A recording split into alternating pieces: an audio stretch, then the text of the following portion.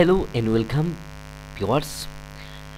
আজকের এই ভিডিওটা আমরা কীরকম একটা ইউটিউব চ্যানেলে অ্যাক্সেস নিয়ে আমরা কাজ করতে পারবো।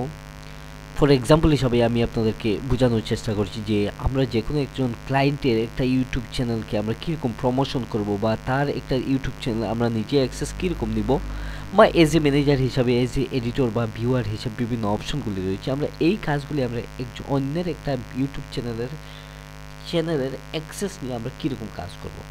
আজকের ভিডিওটা একটি ইনফরমেটিভ হবে, স্কিপ না করে আপনারা শুরু থেকে লাস্ট পর্যন্ত দেখার চেষ্টা করবেন। আপনারা প্রত্যেকটি স্টেপ আপনাদের বিগিনার্সের জন্য খুবই ইম্পর্টেন্ট। তো চলুন লেট না করে আমি প্র্যাকটিক্যালি আপনাদেরকে দেখানোর চেষ্টা করছি যে কীরকম এই কাজগুলি করতে পারি। প্রথমে আপনাদেরকে স্ক্রিনে নিয়ে যাচ্ছি এবং স্ক্রিন থেকে আমি কম্পিউটারে যে কোনো একটা ওপেন করে আমি একটা ক্রোম ব্রাউজার ওপেন করছি। ঠিক আছে, ক্রোম ব্রাউজার আমি যখন ওপেন করছি তখন আমি ডিরেক্টলি যেহেতু আমার ইউটিউব চ্যানেলের অ্যাক্সেস নিতে হবে, আমি ইউটিউব চ্যানেলটি এখানের মধ্যে ইউটিউব টাইপ করব। ইউটিউব যখন আমি টাইপ করব তখন youtube.com অফিসিয়াল নাও youtube.com-তে এসছে, আমি এখান থেকে এন্টার করে দিচ্ছি।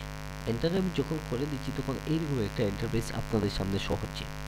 আমি এখান থেকে কয়েকটা সিস্টেমে এখান থেকে যেতে পারি। প্রথম অপশনটা হচ্ছে কি, আমরা যেরকম এই ইন্টারফেসটা দেখবো, আমি এখান থেকে সোজাসুজি আমি নিচের দিকে চলে যাচ্ছি এবং নিচের দিকে থেকে আমি এখান থেকে যদি সেটিংয়ে চলে যাই তাহলে আমি এখান থেকে কাজটা করতে পারবো।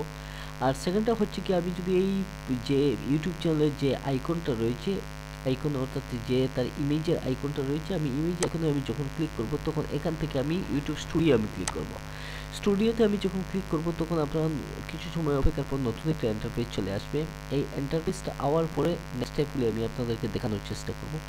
এখান থেকে সব কিছু আপনারা দেখতে পারবেন। আমার ড্যাশবোর্ড রয়েছে, আমার কন্টেন্ট রয়েছে, অ্যানালাইটিক্স রয়েছে এবং কমেন্ট রয়েছে, সেটিং এবং সেন্ড ফিডব্যাকগুলি অনেকগুলি অপশন রয়েছে। আপনারা দেখতে পারবেন এই আমার চ্যানেল ড্যাশবোর্ডটা কীরকম অবস্থায় রয়েছে।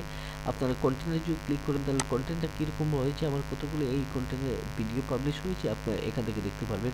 তাও দুইটা রয়েছে প্রাইভেট মোডের মধ্যে। ঠিক আছে, আমি এখান থেকে কিছুতে না কাজ করে আমি এখান থেকে সেটিংয়ে আমি ক্লিক করে দেবো। যখন আমি সেটিংয়ে ক্লিক করব তখন সেটিংয়ে যাওয়ার পর অনেকগুলি অপশন এই জায়গার মধ্যে চলে আসবে। আপনারা প্রথমে জেনারেল দেখতে পারবেন, তারপর চ্যানেল দেখতে পারবেন, এরপরে আপলোড ডিফল্ট দেখতে পারবেন, পারমিশন, কমিউনিটি, এরপরে ক্রিয়েটর ডেমোগ্রাফিক রয়েছে, এরপরে এগ্রিমেন্ট রয়েছে।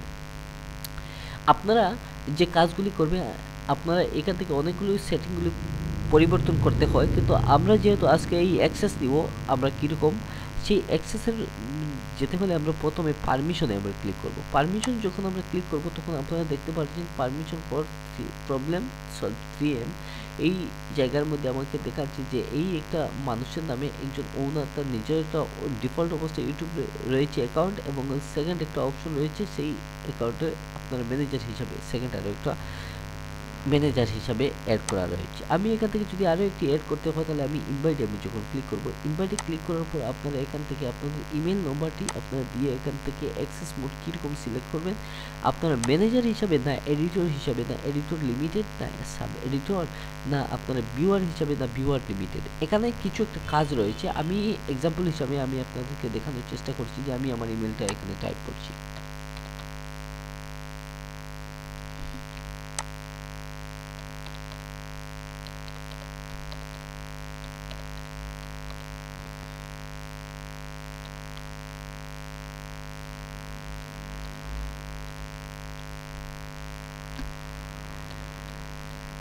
আমি এই অবস্থায় যখন ক্লিক করছি তখন আমাকে বলছে already has access to this channel. হ্যাঁ, আমাকে বলছে এরকম। আমি আপনাদেরকে বোঝার সুবিধার্থে এরকম দিয়ে দিচ্ছি।